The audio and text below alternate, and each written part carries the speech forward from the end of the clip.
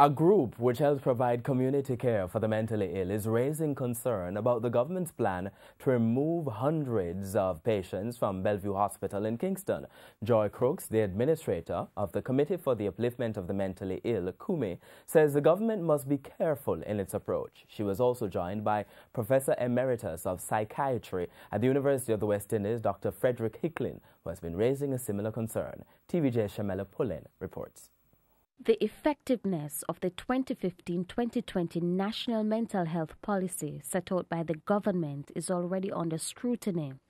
Some families have even complained that they feel shortchanged by the system.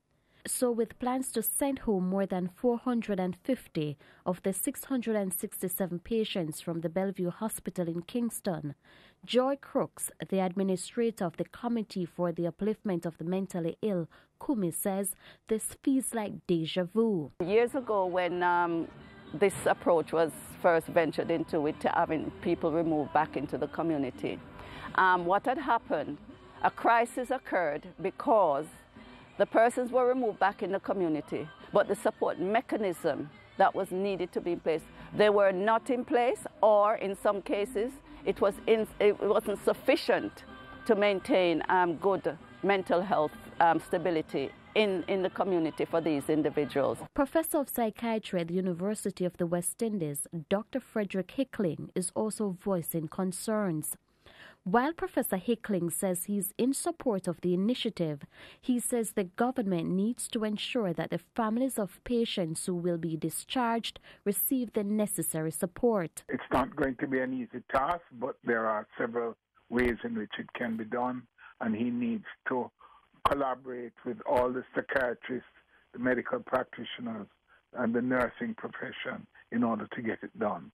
Health Minister Dr. Christopher Tufton says community mental health workers will be deployed to help families take care of the former patients.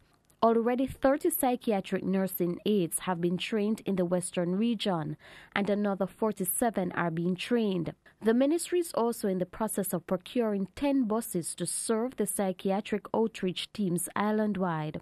Both Professor Hickling and Ms. Crooks welcome that move. However, if it fails, Ms. Crooks says it will add more pressure to families, communities and groups that have to take care of the mentally ill. And then the stigma which we're trying to remove from mental health approach, that will also reinforce itself. The misunderstanding of mental illness and how it can be managed in the community. So it's a delicate matter, and it has to be approached in the right and proper way. Shamela Pullen, TVJ News.